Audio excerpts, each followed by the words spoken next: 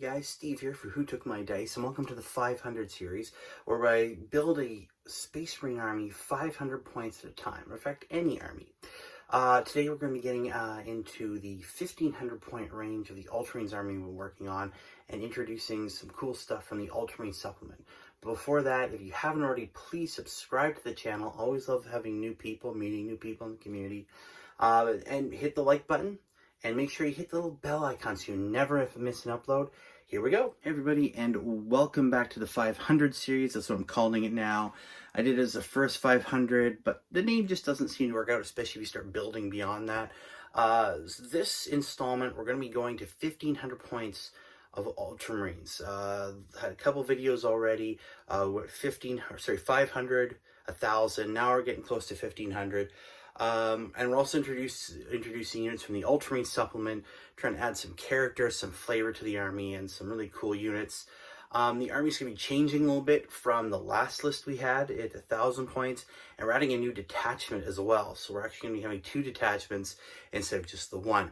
But first we're going to go back down and look at the army as it was at 1,000 points before we start diving into the units that'll make up the new 1,500 point army. So here we go. So here is the 1,000 point army. So we have a captain, a little command squad there, some veterans, some company veterans, a ancient. We have a Primaris lieutenant, an attack bike, a Dreadnought for some fire support, a tactical squad there. As we move around, assault intercessors, a 9th company devastator squad to go with the captain, a Rhino for transport, and a predator annihilator for some heavy anti-armor power. So that is the army at 1,000 points. So the first new addition is Sergeant Talian, yes, from the 10th Company. I love this model. We used to laugh that he was Sean Connery. He's got the old look to him, the beard and all that. He is a fantastic Ultramarines model. I love this guy. His rules are fantastic as well.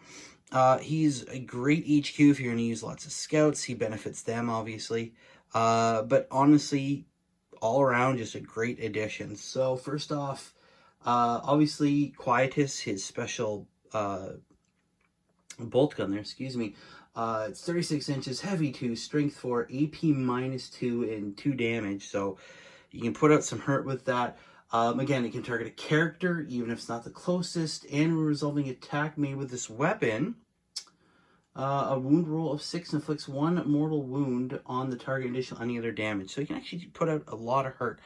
But his biggest benefit comes in his special rules, especially one called Voice of Experience. Now, the background of Talian is that he has been around long enough that many of the captains operating the companies were actually trained by him. He could actually have been at this point a captain himself, or definitely a member of the honor guard. He's earned it. However, he puts the benefit and the future of the chapter ahead of his own glory, his own personal leveling up, I guess you could say. And this shows in the rules. So Voice of Experience is a fantastic one. At the start of your shooting phase, basically any Ultramarine scout unit that's, I believe, within 3 inches of him, get to use his ballistic skill of 2+. Now that's great, especially when using things like missile launchers or sniper rifles.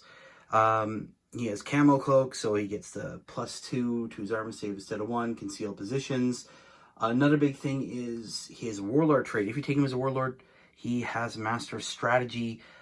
Basically, what that means is you can select one friendly Ultramarines unit within 6 inches of him, and until the end of the battle round, when a model in that unit makes an attack, tactical doctrine is considered to be in play.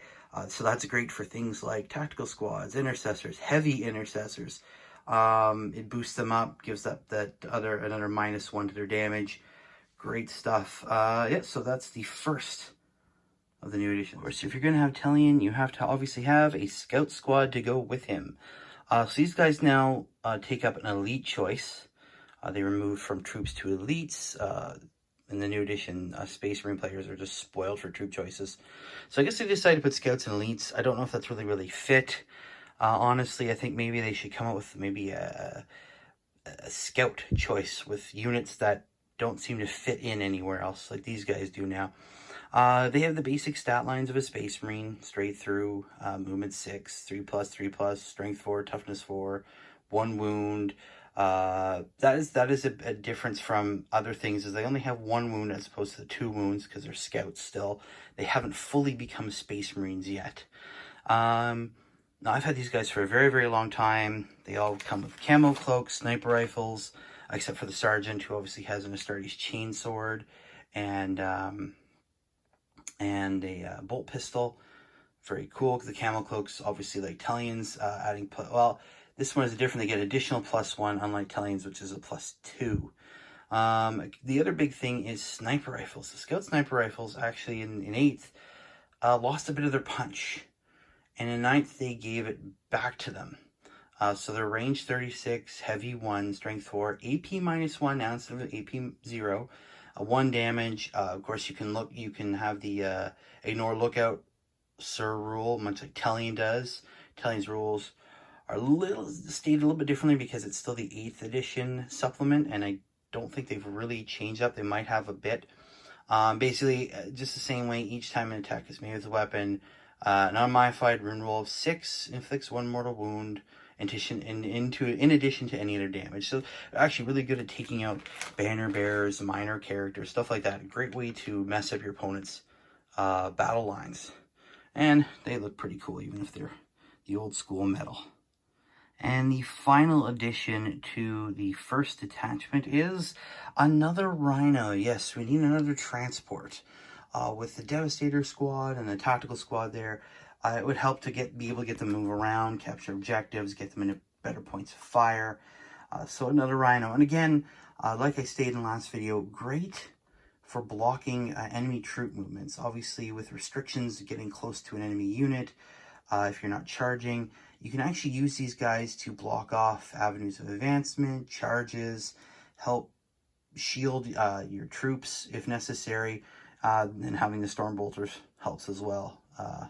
Yes, so that is the final one for this detachment. Not much to say for the Rhino. It's been said before. So that does it for the first detachment. So at the end, I'll show the whole thing, what's left of that original attachment, how we've moved things around. Now we're going to get to the second attachment. This one is really cool because this one is built around some really key Ultramarine units, to me anyways. You've seen them before, but we're going to see them again here because they're just, they're a lot of fun. And it adds a bit of character to the army, some really cool units, some more power, but also some characters, and it brings the army into the fluff. So we're going to go down and start looking at those units right now. So first and foremost, the HQ of the detachment, none other than Chaplain Cassius. Yes, I love this guy. So obviously, we're going to be doing a Tyrannic War Veterans. So Cassius is one of those cool models. He's been around for a while, all the way since 4th edition. He's changed a lot and very little at the same time. Obviously, same stats as most characters. He's strength. He's actually, sorry, toughness 5. And that has more to do with the fact that he's pretty much just one big robot. Being run over by a Carnifex will do that to you. In other editions, he's been toughness 6 or had bionics way back in the day in 4th and 5th. But yeah, obviously, he is the Ultramarines Tyrannic War Veteran character of characters, right? He's standing on top of a Ripper. He's a book made out of the armor of a Tyranid. Even his master-crafted Crozius Arcanum, his Artificer Crozius, as they call it, has a Tyranid, I don't know if you can see it, a Tyranid skull instead of a human skull. So he's pretty cool, rules-wise. Obviously, Angels of Death. He has a 4+ Invulnerable save because of his Rosarius.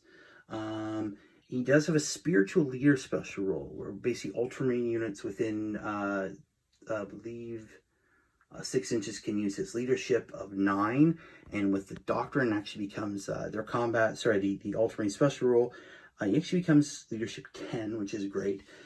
Inspired Retribution is another cool rule. Basically, it allows, if a unit is killed in melee, however you want to say it, and he's within 6 inches of that unit, they basically on a D6, they take a mortal wound, basically representing these Marines fighting on to the very last in his presence. He has Infernus, which is his cool combi weapon. Now, there's a few weird things. Now, let's finish Infernus. It's a flamer and a master-crafted bolt gun. So it's good. It's rapid fire, 24, strength 4, -1 AP, 2 damage. And of course, it has the flamer aspect to it as well, which is assault D6 and 8 inches. And it's strength 4 and 1 damage, no AP. There's some weird things about Cassius here. I do love him. He's great for a character. His warlord trait, I believe, is, I'm looking here. He is Warden McCraig. So basically, he can perform heroic intervention. If there's any enemy units of within 6 inches instead of 3 inches, when doing so, he can move up to 6 inches to 3 inches. So he can do heroic intervention, and he has a wider range to do it in, which is good. Now, the weird thing is, I've never actually seen a model other than the books. I've never gotten one. I've had a couple Cassius over the years. I've never actually gotten one with the Infernus bolt gun. It's always a bolt pistol, which is very weird. And secondly, and this is something that's bothered me since 7th edition, I believe is when the rules changed for him. He has absolutely nothing rules-wise that indicates that he has any sort of experience or ability to fight Tyranids. If you go way back to 2nd edition when I started, he actually was immune to psychology. Now back in 2nd edition, Tyranids caused fear or terror, much like the old fantasy rules, where it could affect the morale and the effectiveness of your troops. He was immune to it. Later on, he had preferred enemy and some such things. Now, nothing, which I find very weird for someone who created Tyranny War Veterans to have no rules giving him a benefit against Tyranids or Tyranid units.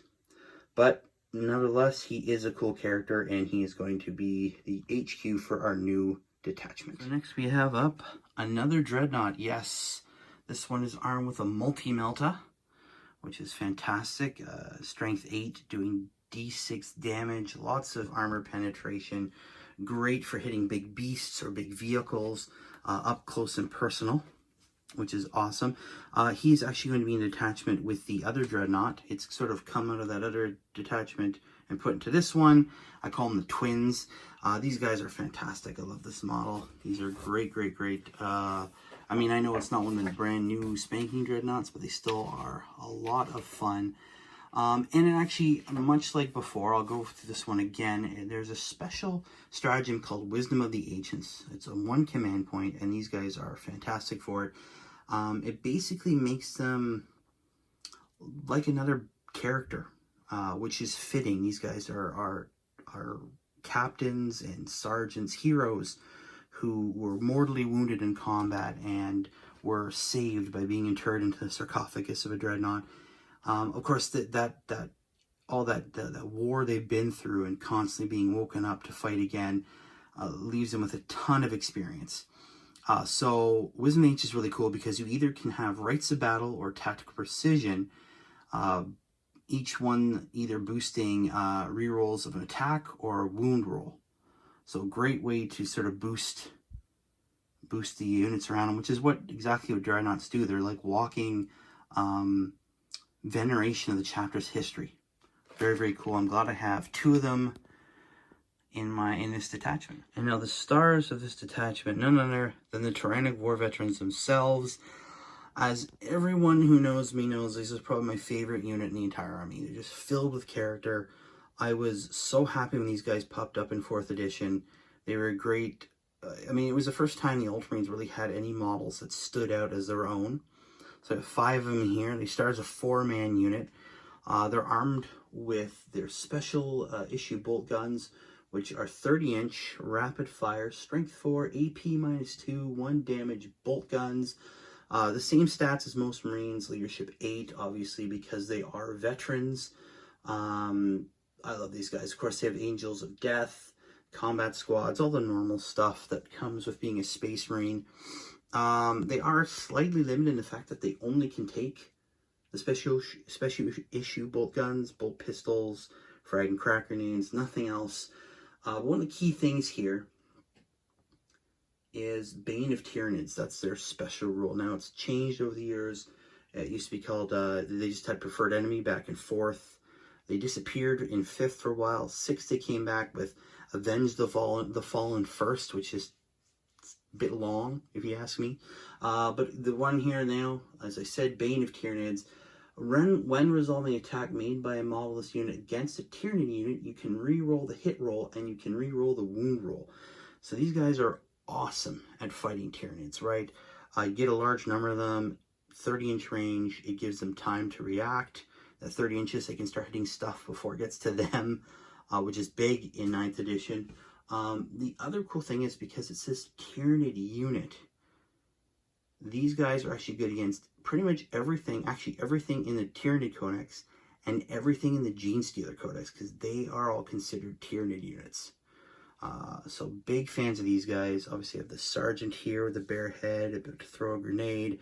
Oh man, these are just fantastic models. Unfortunately, they are limited by the sculpts they have. They are stuck with only 4. As you can see, I already have 2 here that are doubles. I do have more that I'm trying to prep up, and I've actually tried to start carving them out, changing weapons up, trying to add little things here and here to kind of make them look a little bit different. But unfortunately, I think most of the units, when I build these guys up, are going to have obviously a similar look. But I love Tyrannic War Veterans. They add a ton of character to the army, and they are a big part of this detachment. So now I'm going to show the entire army off, both detachments side by side. Here is 1,500 points, almost 1,500 points, I should say, of Ultramarines.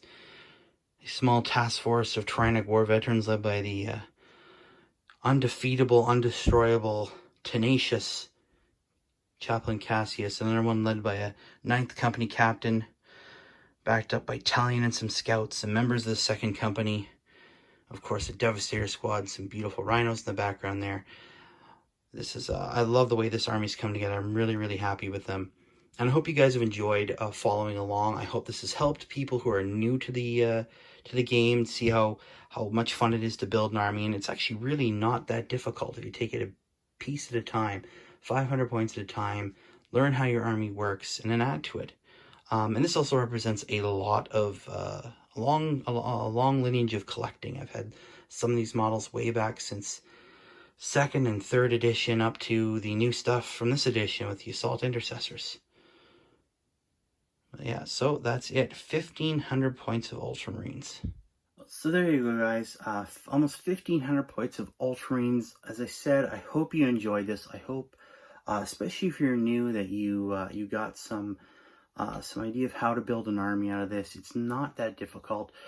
Building at 500 point blocks is a great way to get yourself into it, to learn how your army works, and obviously build up the army however you want. It's 500 points is an easy way to do it. As you saw, we can add some cool background, some character to make the army really stand out as whatever you want it to be. Obviously, mine is Ultramarines. We are in March right now. It's March for McCraig, so I'm really glad I was able to get this out and finished. As I said, guys, I hope you enjoyed it, and thank you for sticking around and watching it. Excuse me, I will be doing more. I have some Black Templars that I'd love to do up. I'm actually waiting for bases. I ordered some bases. I have another 35 Ultramarines that need to be put on the new bases, and somewhere around 20 Black Templars that need to be put on the new bases. Now, hopefully they'll get here soon, and I'll be able to get them added on, and we'll have a look at those. As always, guys, thank you very much for watching. Thank you very much for all the comments, the likes. It really means a lot to me. It's awesome. Thank you very much, guys. As always, we'll see you later. Keep rolling those dice. Bye.